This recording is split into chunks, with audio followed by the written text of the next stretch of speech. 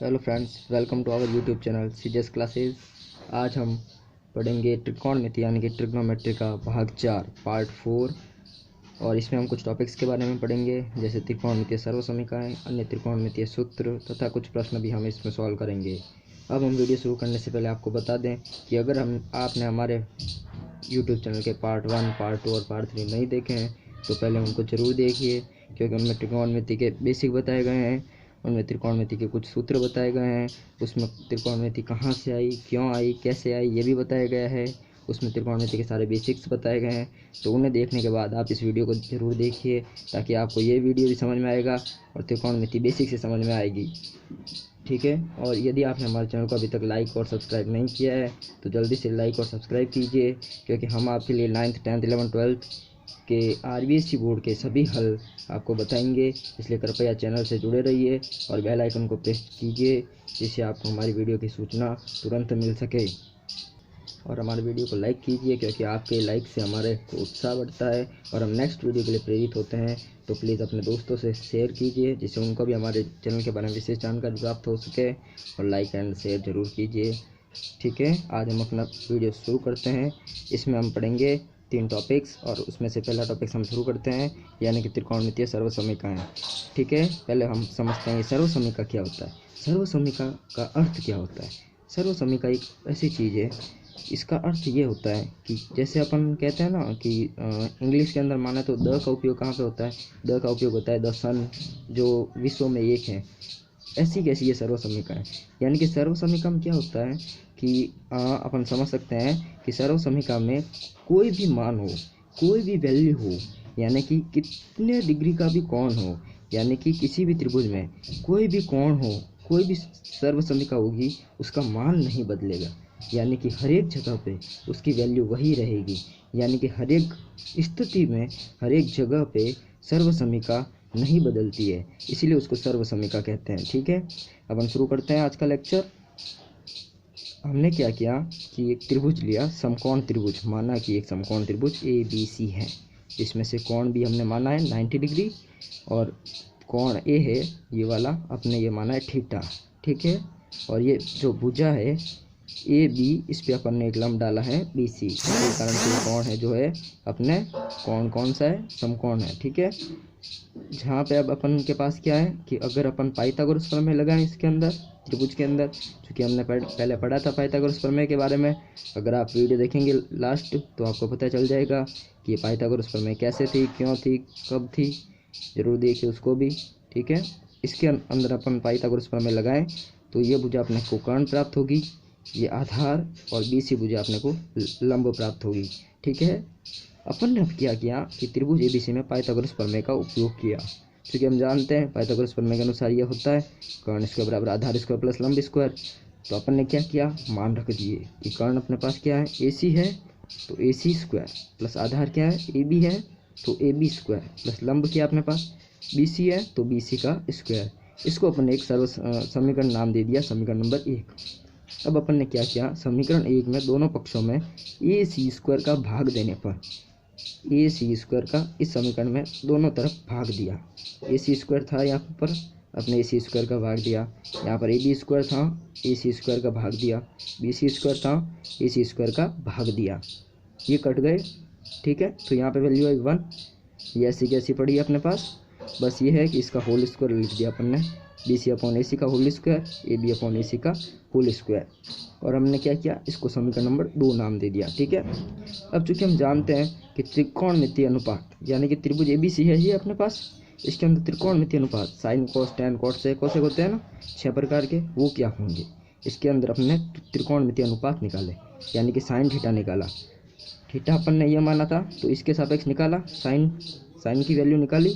तो हम जानते हैं साइन का मान क्या होता है, साइन का मान होता है लंब बटा कर्ण।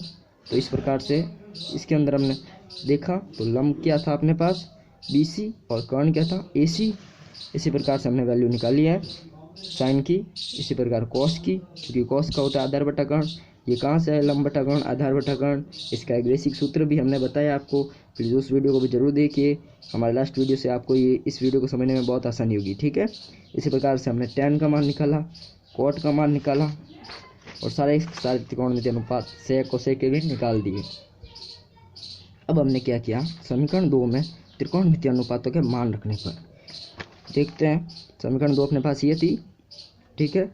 अब BC/AC ये जो वैल्यू है ये अपने को यहाँ पे आई थी sin थीटा बराबर BC/AC। तो अपन ने क्या किया, BC/AC था, इसकी जगह पे साइन रख दिया, और AB/AC था, ये रहा AB/AC कॉस में था, तो इसकी जगह पे अपन ने क्या किया, कॉस वाला मान रख दिया, यानी कि sin थीटा का स्क्वायर कॉस थीटा का होल स्क्वायर बराबर 1। अब एक बेसिक सा सूत्र है, आप सबको ध्यान में होना चाहिए कि cos square theta is equals to cos theta का होल स्क्वायर, यानी कि ये कॉस थीटा का होल स्क्वायर होता है वो कॉस स्क्वायर थीटा के बराबर होता है। इस हिसाब से अपने को क्या प्राप्त हुआ, sign square theta plus cos square theta बराबर 1। चूँकि ये एक सर्वसमीका है, ये सर्वसमीका क्यों है, क्योंकि यहाँ पे कोण 0 डिग्री 90 डिग्री के लिए भी ये सत्य होता है, यानी कि 0 डिग्री से 90 डिग्री का बीच का कोई भी कोण ले लो, आप कोई भी ले लोगे तो इसका मान सदैव एक ही आएगा। इसलिए एक क्या है, सर्वसमीका। मैंने आपको पहले बताया था कि सर्वसमीका में क्या होता है, किसी भी कोण के लिए मान सदैव बराबर रहता है। तो यहाँ पे 0 डिग्री से 90 डिग्री के बीच की वैल्यू रखेंगे तो सदैव मान एक ही प्राप्त होगा, ठीक है। अब अपन नेक्स्ट सर्वसमीका यानी कि दूसरी बात करते हैं, दूसरी सर्वसमीका की। इसके लिए अब अपन क्या करेंगे, इसके लिए अपन करेंगे कि ये जो अपने पास समीकरण नंबर 1 थी ये वाली, इस समीकरण 1 में हम क्या करेंगे, AB का भाग देंगे, AB स्क्वायर का भाग देंगे। पिछली बार अपन ने क्या किया था, इसके अंदर किसका भाग दिया था, AC का दिया था। इस बार अपन इस समीकरण में AB का भाग देंगे, AB स्क्वायर का, ठीक है। अपने पास ये सर्वसमीका थी, मतलब ये समीकरण थी, समीकरण नंबर 1, इसके अंदर अपन ने क्या किया, AB का भाग दिया, AB स्क्वायर का, ठीक है। तो यहाँ पे अपन को वैल्यू 1 प्राप्त हुई, यहाँ पे BC/AB और AC/AB का अपन ने होल स्क्वायर लिख दिया, ठीक है। और अब अपन ने क्या किया, और अब अपन ने ये ऐसा किया कि त्रिकोणमितीय अनुपात थे उनका मान रखा, यानी कि AC/AB यानी कि अपने को जो मान निकाले थे उसमें देखें तो AC/AB और ये मान अपने को प्राप्त हुए थे tan थीटा के और sec थीटा के, यानी कि अपने ये वैल्यू यहाँ पे रख दी, AC/AB तथा BC/AB, ठीक है, वैल्यू रख दी। तो 1 + tan स्क्वायर थीटा बराबर sec स्क्वायर थीटा प्राप्त हुआ हमें, ठीक है। यानी कि अपन ने क्या किया, AC/AB की जगह sec थीटा रखा, ऊपर देखा था अपन ने sec थीटा बराबर AC/AB था, AC/AB की मान रखा अपन ने, ठीक है। और BC/AB की जगह अपन ने क्या किया, BC/AB की जगह अपन ने रखा tan थीटा, ठीक है। तो 1 + tan थीटा का होल स्क्वायर बराबर sec थीटा का होल स्क्वायर। इसी प्रकार से हमें क्या प्राप्त हुआ, चूँकि हमने एक सूत्र देखा था ऊपर, इस सूत्र का हमने उपयोग किया वापस पुनः से, तो अपने को प्राप्त हुआ 1 + tan स्क्वायर थीटा बराबर sec स्क्वायर थीटा, ठीक है। इसको अपन ने समीकरण नंबर B नाम दिया, क्योंकि ये भी सभी कोणों के लिए सत्य होता है, इसलिए ये भी एक सर्वसमीका है। अब अपन ने क्या किया, तीसरी सर्वसमीका ज्ञात की, यानी कि थर्ड जो सर्वसमीका होती है उसके लिए, ठीक है।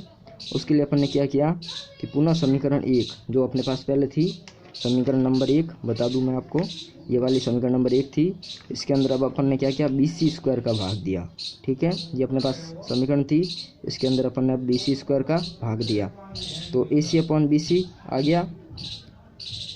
तो फिर इस प्रकार से अपने को क्या हुआ, BC स्क्वायर का भाग देने पे AC/BC का होल स्क्वायर आया, AB/BC का होल स्क्वायर आया, और BC/BC का होल स्क्वायर था, इसलिए यहाँ पे वैल्यू अपने को 1 प्राप्त हुई। अब अपन ने क्या किया, इसको समीकरण नंबर 4 मान दिया, ठीक है। अब अपन ने क्या किया, समीकरण नंबर 4 यानी कि अपने पास जो पिछली समीकरण आई थी उसमें त्रिकोणमितीय अनुपातों के मान रखे, क्योंकि अपने को पता है कि समीकरण 4 क्या थी, अपने पास AB/BC तथा AC/BC थी, वैल्यू आई थी अपने पास, ठीक है।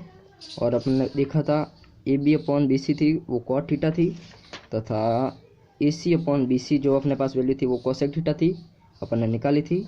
तो यहाँ पे अपन ने मान रख दिए cosec थीटा तथा cot थीटा के, ठीक है।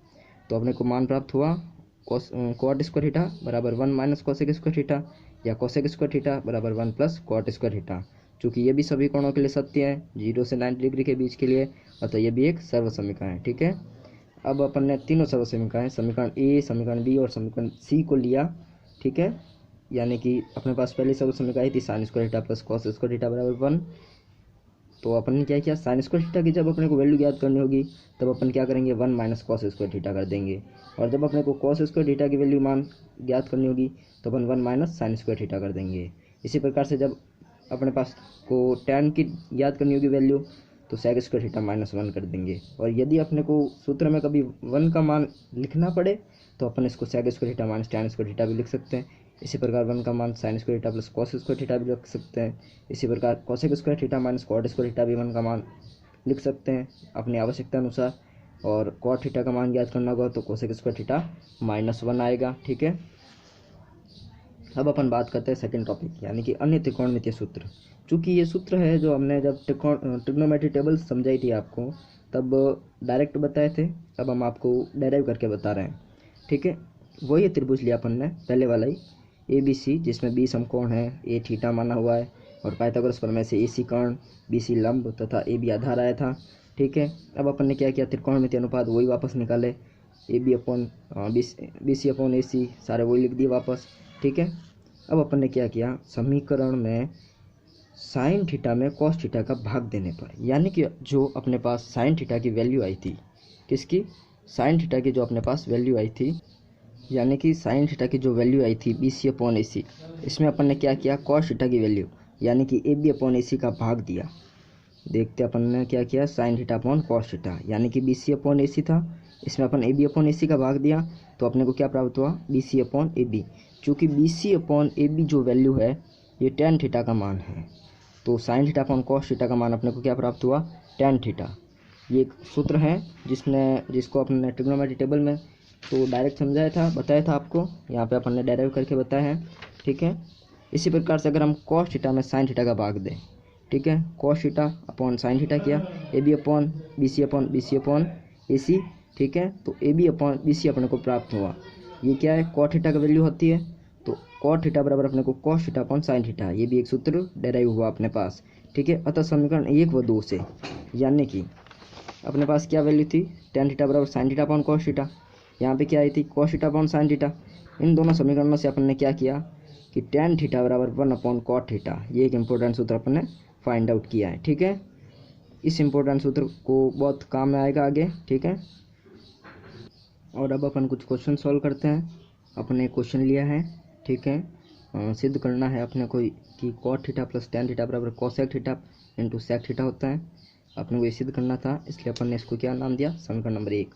अब क्या किया, समीकरण 1 के लेफ्ट हैंड साइड से यानी कि cot theta plus tan theta से, क्योंकि हम जानते हैं tan थीटा बराबर sine theta upon cos theta, cot theta बराबर cos theta upon sine theta होता है, तो यहाँ पे इनकी वैल्यू रख दी। फिर अपने क्या किया, एलसीएम लिया। ठीक है, एलसीएम से sign theta cos theta LCM आया तो cos square plus sign square theta मिला। चूँकि हम जानते हैं सर्वसमीकरण का पढ़ी थी अपन ने, इसका मान 1 होता है, तो 1 upon sine theta cos theta, तो sine 1 upon sine theta cosec theta होता है, 1 upon cos theta sec theta होता है, तो यहाँ से अपने को वैल्यू प्राप्त हुई सेक थीटा कोसेक थीटा। ये अपन ने क्या किया, इसको इसके बराबर प्रूफ कर दिया। इसी प्रकार से ऐसे बहुत सारे क्वेश्चन होते हैं। अपन ने एक और क्वेश्चन लिया, ऐसा ही क्वेश्चन है कि 1 plus tan square theta 1 plus sine theta और 1 माइनस साइन थीटा का गुणा 1 होता है। ठीक है, अपन ने क्या किया, इक्वेशन नंबर 1 माना और समीकरण 1 के लेफ्ट हैंड साइड यानी कि इसको लिया अपन ने 1 प्लस tan स्क्वायर थीटा। अब चूँकि हम जानते हैं a प्लस बी और a माइनस बी बराबर a square minus b square, normal सा सूत्र है। ठीक है, एल्जेब्रा का है यानी बीजगणित का। ठीक है, इसका आपने यहाँ पे उपयोग किया। 1 plus sine theta 1 minus sine theta बराबर 1 माइनस साइन स्क्वायर थीटा यानी कि a square minus b square, और 1 प्लस tan स्क्वायर थीटा था, तो हमने सर्वसमीकरण के हिसाब से पढ़ा था कि 1 प्लस tan स्क्वायर थीटा बराबर सेक स्क्वायर थीटा और 1 माइनस साइन स्क्वायर थीटा बराबर कॉस स्क्वायर थीटा होता है। तो यहाँ पे वैल्यू रख दी सेक स्क्वायर थीटा और कॉस स्क्वायर थीटा। अब अपन ने क्या किया, चूँकि हम जानते हैं कॉस थीटा बराबर 1 अपॉन सेक थीटा होता है, तो 1 अपॉन कोसेक स्क्वायर थीटा बराबर क्या होगा, सेक स्क्वायर थीटा, और कॉस स्क्वायर थीटा यह रहा। और फिर अपने को यहाँ पे वैल्यू क्या प्राप्त हुई, 1। इसी प्रकार से बहुत सारे क्वेश्चन होते हैं। हमने वीडियो लंबा हो जाता था इसलिए 2 क्वेश्चन दिए हैं, आप और भी क्वेश्चन सॉल्व कर सकते हैं। ठीक है, thank you very much, have a nice day, please like and subscribe our YouTube channel, thank you.